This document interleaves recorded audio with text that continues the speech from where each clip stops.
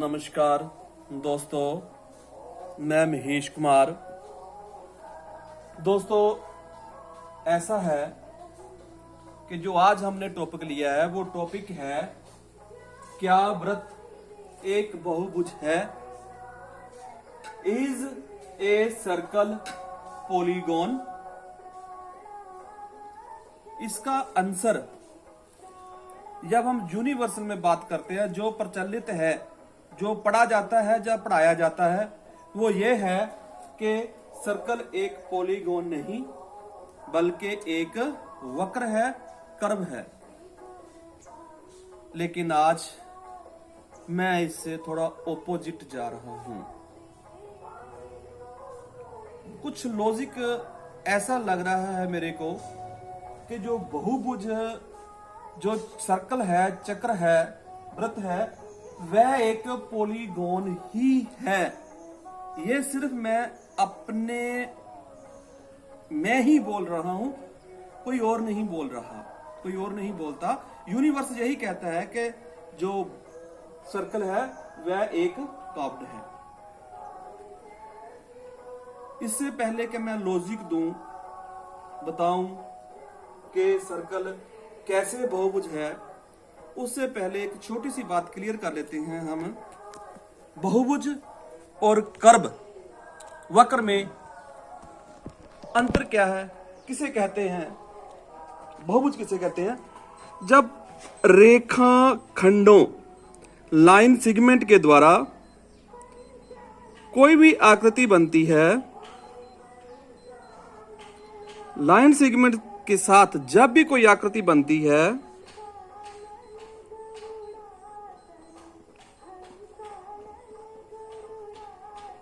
उसे पॉलीगॉन कहते हैं, बहुभुज कहते हैं। लेकिन जब कोई आकृति ऐसे होती है या ऐसे चल रहा है तो यह कर्व्ड है, कहा जाता है। मुझे थोड़ा डाउट है, वो मैं आपके साथ क्लियर करूंगा, और ये आशा रख रहा हूं मैं आपसे। मेरी सोच तभी सही हो सकती है जब आप हमें इसका रिस्पॉन्स देंगे, क्या ये सही है या गलत है। अगर गलत है तो कैसे है? अगर थोड़ा आप वो हिंट भी दे देंगे तो मैं आपका बहुत आभारी रहूंगा। मुझे डाउट लग रहा है, ये मैं आपके साथ शेयर कर रहा हूं। साथ देना, कमेंट जरूर करना कहां तक मैं ठीक हूं और कहां तक मैं गलत हूं। इसका कि सर्कल एक बहुभुज है, उसको सिद्ध करने के लिए पहले हम इस आकृति पर आते हैं। यो यूनिवर्सल है। यूनिवर्सल में जब सर्कल का एरिया निकाला जाता है, वो फार्मूला जो आया वो कैसे आया वो क्लियर करूंगा। सर्कल को कुछ ऐसे भागों में बांट दिया जैसे यहां बांटा गया है। उन भागों को, एक एक भाग को उठाकर आड़ा टेढ़ा ऑपोजिट साइडों को मिलाकर एक आकृति बनती है। ऐसे जब इसके बहुत ही महीन पीस हो जाएंगे, छोटे छोटे पीस हो जाएंगे, फिर ये जो फिगर है, ये जो आकृति बनी है, वो इस शेप में आ जाती है जिसे हम रेक्टेंगल कहते हैं। अब रेक्टेंगल की जो लेंथ है वो half of the circumference of circle है, क्योंकि हाफ एक साइड हमें ऑपोजिट साइडें लगाई हैं, आधी साइडें ऊपर गई हैं, आधी साइडें नीचे आई हैं। इसलिए जो इसकी लेंथ है वो पाई आर हो गई, 2 पाई आर का हाफ, और जो इसकी ब्रेथ है वो इसका रेडियस है। इन दोनों को मल्टीप्लाई किया, जैसे आयत का या रेक्टेंगल का हम एरिया निकालते हैं, लेंथ इनटू ब्रेथ, तो वो जो एरिया आया वो आया pi r square, and this is the area of the circle. हम इस एरिया को मान्यता देते हैं। इसी के अकॉर्डिंग हम कोई भी क्वेश्चन सर्कल के रिगार्डिंग अगर उसका एरिया निकालना हो तो हम इस फार्मूले को लेके आते हैं, यूज करते हैं। अब देखने वाली बात यह है, अगर सर्कल पॉलीगॉन नहीं है तो रेक्ट एंगल नहीं बननी चाहिए। रेक्ट एंगल तभी बन सकती है जब ये पॉलीगॉन जब ये सर्कल पॉलीगॉन होगा, वक्र होगा तब नहीं। तो एक बात तो यहां से ये भी शुरू हो रही है कि जो वक्र है उसे जो वक्र भी हम कहना ठीक नहीं, क्योंकि उसके अंदर भी लाइन सेगमेंट होते हैं, छोटे छोटे होते हैं। दूसरा लॉजिक जो मैं दूंगा वो ये है, तो देखिए हम ज्यादातर सुनते हैं कि जो फिगर बनती है वो पॉइंटों को मिलाकर बनती है।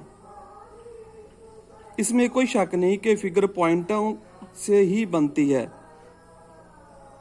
लेकिन सिर्फ पॉइंटों से नहीं बनती।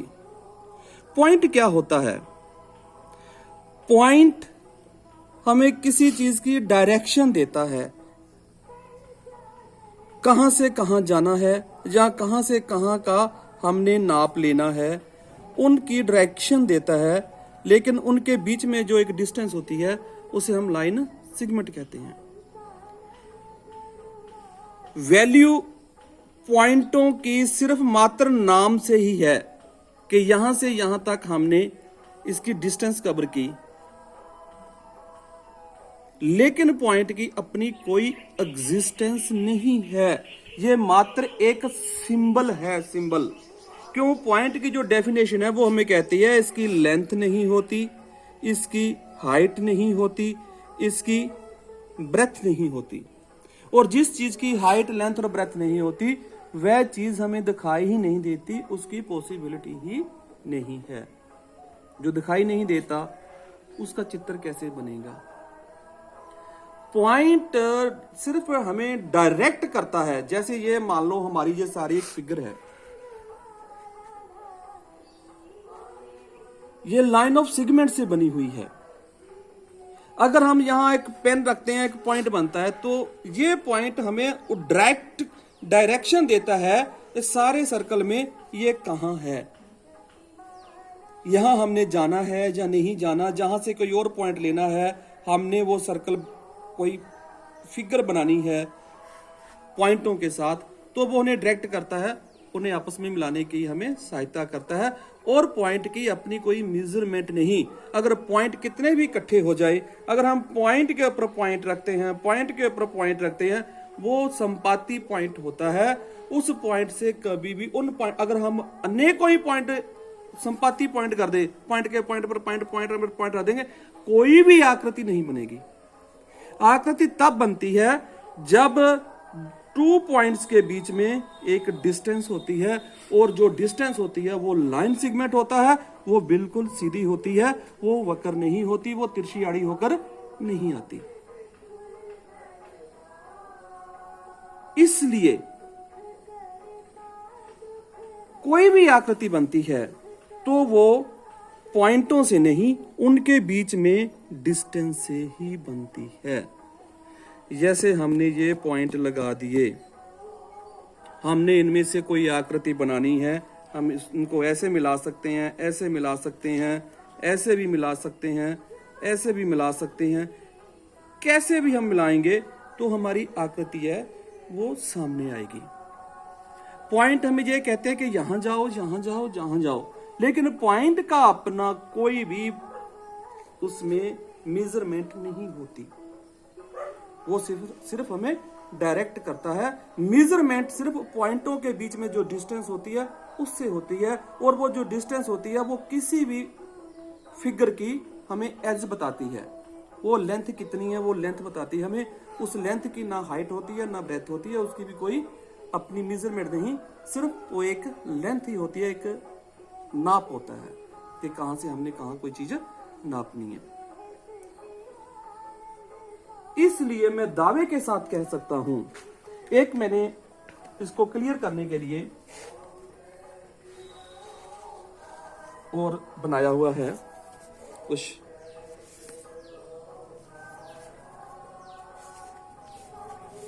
इनमें देखने वाली कोई खास चीज नहीं है, लेकिन ये हमें बहुत कुछ समझाती है कि एक ट्रायंगल है, स्क्वायर है, पेंटागन है, सर्कल है। इसका जो पेरीमीटर है वो भी 44 सेंटीमीटर है, इसका भी 44 सेंटीमीटर है, इसका भी 44 सेंटीमीटर है, इसका भी 44 सेंटीमीटर है। अब देखते हैं, देखना क्या, जब उसकी 44 सेंटीमीटर पैरामीटर की जब 3 साइडें हैं, 3 साइडों वाला जो पॉलीगॉन है, तो उसकी एक साइड सबसे बड़ी है। उसी पैरामीटर के अगर अंदर हम 4 साइड्स इक्वल वाला स्क्वायर बना रहे हैं, तो उसकी जो एक लेंथ है वो जो ट्रायंगल है हमारी आई है उससे कम हो गई। ऐसे ही हमने पेंटागन बनाया सेम साइडों वाला 44 सरकमफ्रेंस के साथ, पेरीमीटर के साथ, तो उसकी जो लेंथ है और कम हो गई। ऐसे हम सब जानते हैं कि जितनी साइडें बढ़ती जाएंगी उसकी जो लेंथ है वो छोटी छोटी छोटी छोटी छोटी छोटी होती जाएगी, लेकिन कर्व कभी नहीं बनेगी। क्योंकि वो कर्व हम इसलिए कहते हैं कि वो लेंथ इतनी छोटी होती है कि वो हमें दिखाई नहीं देती। चंद्रमा हम देखते हैं यहां से, तो चंद्रमा राउंड नजर आता है, सर्कल की शेप में नजर आता है। धरती को हम देखते हैं तो धरती भी स्फीयर है, लेकिन अगर वन साइड से देखेंगे तो वो भी एक सर्कल के जैसे नजर आती है। लेकिन जब उसकी सतह पर हम चलते हैं तो वो सतह प्रॉपर सर्कल नहीं होती, वो स्पाट भी होती है, कहीं से ऊंची होती है, कहीं से नीवी होती है, गहरी होती है। लेकिन जो उनमें मिनिमम जो डिस्टेंस है वो ऑलवेज स्ट्रेट लाइन होती है, कवर्ड लाइन कभी नहीं होती। फिगर जब भी बनती है वो स्ट्रेट लाइनों से ही बनती है, कर्व से नहीं बनती। अब कर्व का एक कर्व जो है ये आई कैसे है हमारे सामने, हम देखते हैं। कोई हम एक यहां लाइन लगा ली है, लाइन सेगमेंट हम बहुत स्मॉल लेंगे हैं। अगर उनमें जो एक एंगल आ रहा है वो 179.99 का अगर एंगल आ रहा है तो उसमें कितना को टर्न होगा। ऐसे ही जब हम एंगल इतने बनाते जाएंगे, इतने एंगल बनाते जाएंगे, 179 के मान लीजिए हम एंगल बना रहे हैं और एक ही साइड की तरफ बना रहे हैं, तो वो धीरे धीरे धीरे धीरे एक सर्कल का रूप ले लेंगे। वही एंगल जब हम ऑपोजिट बनाने शुरू कर दें, कभी इधर को बना दें, कभी कहीं एंगल हम ज्यादा कम लाइन ऑफ सेगमेंट बना दें, डिस्टेंस ज्यादा कम कर दें, कहीं थोड़ी ज्यादा कर दें, तो ये जो स्ट्रेट लाइनें बनती हैं, इनसे जो चीज सामने आती है वो हमें कब, उसे हम कब कह देते हैं, क्योंकि हमें उनमें से वो एंगल दिखाई नहीं देते, हमें वो टेढ़ी लाइन दिखाई देती है, तब हम उसे कह देते हैं कि वो वक्र है। अगर ऐसे कहें कि सर्कल वक्र है तब तो मैं मान लेता हूं। अगर हम ये कहें कि इनमें लाइन ऑफ सेगमेंट नहीं है, इसमें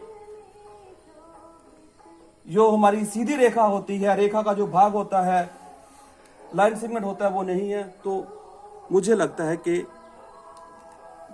वो गलत है। वो होता है और होगा। वो इतना महीन होता है जिसके कारण वो राउंड शेप दिखाई देता है।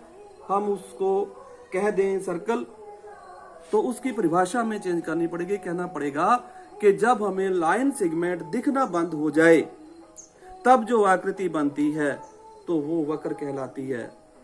ऐसे कुछ डेफिनेशन में कुछ ना कुछ चेंज हो सकता है। Thank you.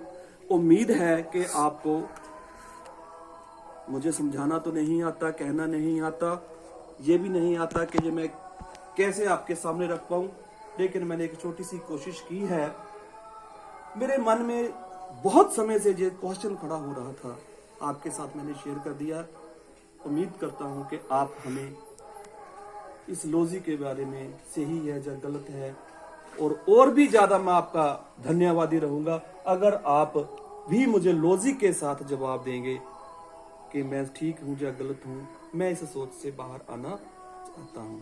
Thank you.